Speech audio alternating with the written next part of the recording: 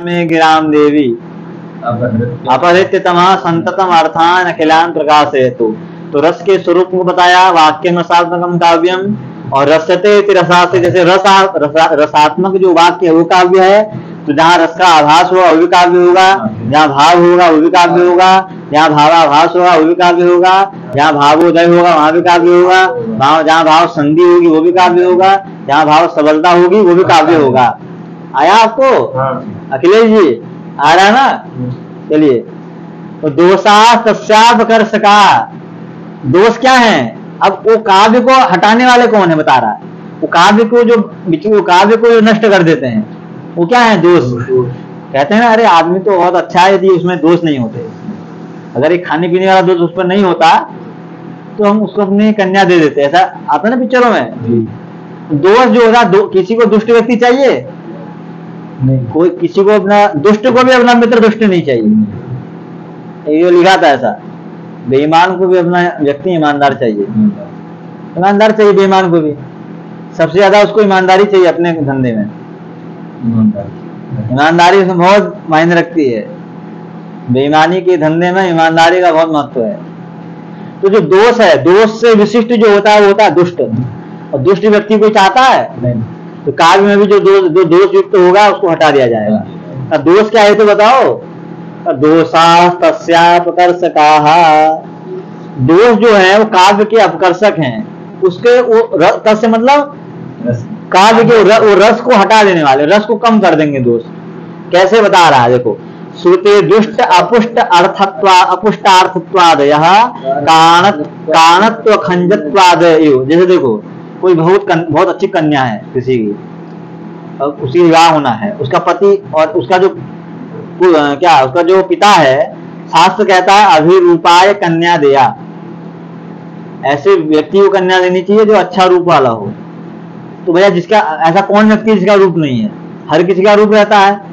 अभिरूपाय मतलब जिसका बहुत अच्छा रूप हो उसको देना चाहिए कन्या।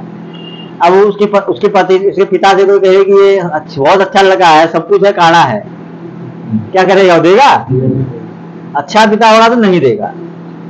खंज है, खंजत्व दोष है, तब देगा अपने कन्या को? कोई नहीं देगा। तो जैसे काणत्व खंजत्व शरीर का दोष होते हुए शरीर को, आत्मा को क्या करता है? आत्मा में दोष बताता है। वैसे ही श्रुति कटु दोष, अपुष्टार्थक दोष, जो श्रुति कटु दोष शब्द में रहता है, अपुष्टार्थक अर्थ का दोष है। ये शब्द अर्थ के माध्यम से, जैसे देह के माध्यम से वो शरीर आत्मा को क्या करते हैं? दूषित करते हैं, वैसे ये शब्द अर्थ के माध्यम से रस को ही दूषित करते हैं।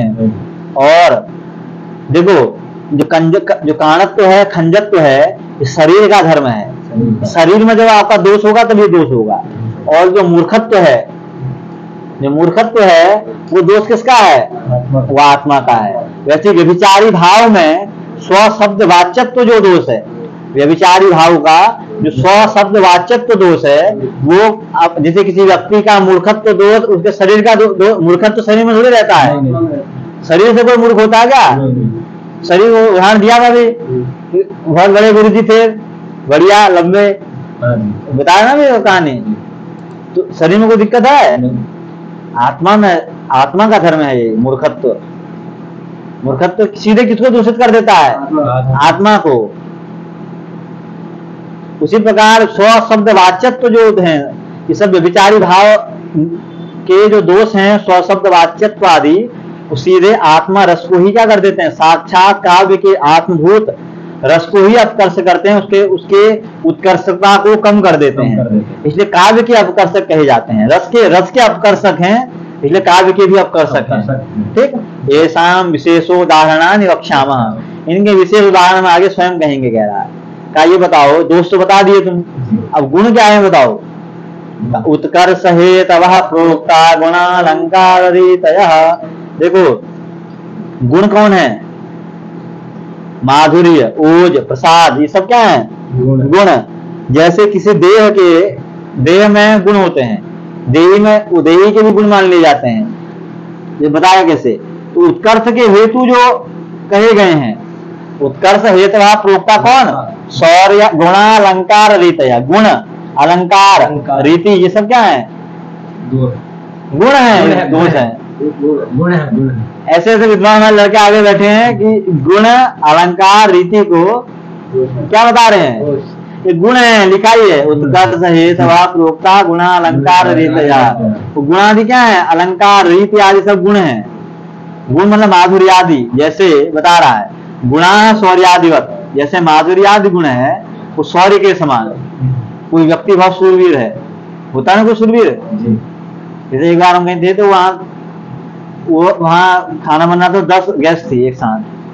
वो 10 गैस हुई तो एक से लीक होने लगा गैस। तो उसमें उस कमरे में 100 लोग थे, सब बाहर हो गए क्योंकि 4-5 लोग बचे और एक आदमी उसको पकड़ लिया पाइप को और बंद किया। तो क्या उससे परिलक्षित हुआ? उसका शौर्यत्व। तो उसका गुण है कि नहीं? अब उसको जो भी देखेगा उसके सम्मान की दृष्टि से नहीं देखेगा थोड़ा। इतने वो सब भाग गए, 100 लोग बचे, कम से कम 90 भाग गए, 10 लोग बचे उस कमरे में। हाँ, तुम्हारे विद्यालय में जो आप सुनेंगे थोड़ी देर में। ठीक, गुणा शौर्यादिवत। और अलंकारा कटक कुंडलादिवत। और अलंकार कैसे हैं? जैसे किसने कटक पहना, इन्होंने पे कुंडल पहने, देखो कितने सुंदर, कटक कुंडलादिवत। और रीति क्या है? अवयव संस्थानवत। जैसे किसी का अवयव संस्थान, अवयव मतलब हाथ पैर, किसी के सुंदर हाथ में होते हैं ना, वैसे ही जैसे देह के द्वारा किसको अच्छा बताते हैं? आत्मा को। वैसे शब्दार्थ के द्वारा ये काव्य के आत्मभूत रस को ही क्या करते हैं? उत्कर्षता प्रदान करते हैं गुण आदि। ठीक, तो काव्य इसलिए काव्य के उत्कर्षक माने जाते हैं। रस को उत्कर्षित करते हैं इसलिए गुण, इसलिए काव्य के उत्कर्षक कहे जाते हैं। ठीक, का यद्यपि गुण किसके धर्म बताए थे हमने? रस के। तो पहले बता दिया कि गुण किसका धर्म है? रस का धर्म है। फिर भी वो गुण शब्द है। आप क्या बताने जा रहे हो? गुणालंकार रीतया। उत्कर्ष की हेतु कौन है? गुण है, अलंकार रीति है। कहा भैया गुण कहाँ रहेगा? जो रस है, रस में गुण तो रस में रहते हैं, शब्द अर्थ में रहेगा कैसे? तो यहाँ का गुण जो है, गुण का मतलब है गुणाभिव्यंजक शब्दार्थ।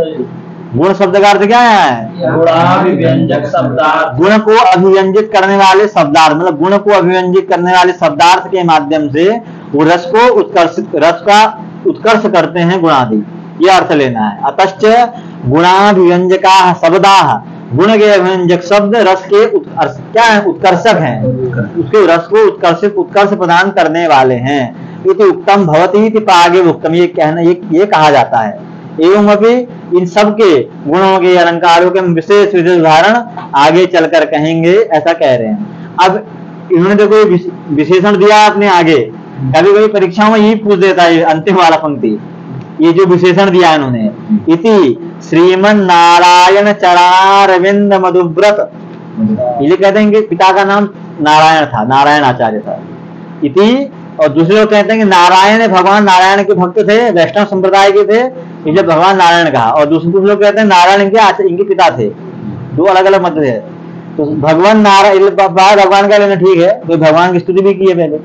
तो भगवान नारायण से चरणार विंदे, मतलब चरण कमलों में क्या है? मधुव्रत, भ्रमर के समान है। जो मतलब जैसे भ्रमर क्या करता है? हमेशा कमल के चारों तरफ घूमते रहता है। वैसे ही जिस आगे अपना मतलब विश्वनाथ कविराज का क्या करता है? मन हमेशा भगवान नारायण के चरणारविंद में भ्रमर के समान ही रहता है। और कैसा है वो? साहित्यार्णव कर्णधार, साहित्य रूपी समुद्र में जो कर्णधार है, नाविक है, बहुत बड़ा समुद्र हो, उसको पार करने वाला कौन होता है?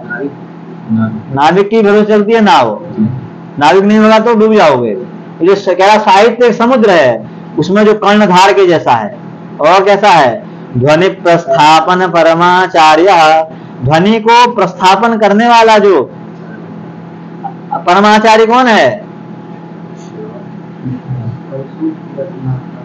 वही ऐसा अपना विशेषण दे रहा है, श्री विश्वनाथ कविराज। और सूक्ति रत्न रत्नाकर, जो सूक्ति रूपी रत्न है उनका जो रत्नाकर है। और कितने भाषा जानता हूं कह रहा है? अष्टादश भाषा वार विलासिनी भुजंगा, 18 प्रकार की भाषा रूपी वार विलासी, मतलब समझते हो? जिसकी 18 स्त्रियां होंगी उसको क्या कहोगे? 18 स्त्री देखियो किसी की? तो वार विलासी मतलब जो हर वार में स्त्री बदल देता है। वार योषित कहते हैं प्राय वैश्या को, मतलब उसका हर वार को, हर दिन को एक नया पति होता है। ऐसा होता है ना, जो देह का व्यापार करती है जो कोई स्त्री, ऐसा। तो कह रहा अष्टादश भाषाएं जिसके लिए क्या है, ऐसी स्त्रियों के समान है। तो जिस भाषा को चाहता है उसको वर्ण कर लेता है। 18 भाषाओं का मैं पंडित हूं, कह रहा अष्टादश भाषा वार विलासिनी भुजंग। जैसे वो विट के लिए वो जिस 18 उसके 18 हैं मानो प्रिया, तो 18 प्रिया में जिस दिन जिसको चुनेगा उसके साथ रमण करेगा। तो अष्टादश भाषा वार विलासिनी भुजंग। और क्या हूं मैं? संधि, किसी राजा के यहाँ संधि विग्रह को बताने वाला हूँ, संधि विग्रह का अधिकारी हूँ। और क्या? महापात्र, योगी ब्राह्मण का महापात्र प्रधानमंत्री को कहते हैं शायद। प्रधानमंत्री जो श्री विश्वनाथ कविराज ने साहित्य दर्पण में काव्य स्वरूप नामक पहले प्रथम परिच्छेद को लिखा। ठीक, तो ये पूछ देता है इससे करके परीक्षा में कि विश्वनाथ कविराज का ये ध्वनि प्रस्थापन आचार्य कौन है, अथवा ये अष्टादश भाषा वार विलासिनी भुजंग ये किसका विशेषण है? तो किसका है? विश्वनाथ कविराज। तो इस प्रथम परिच्छेद का नाम क्या हो गया? काव्य स्वरूप नामक। ओम तत्सत।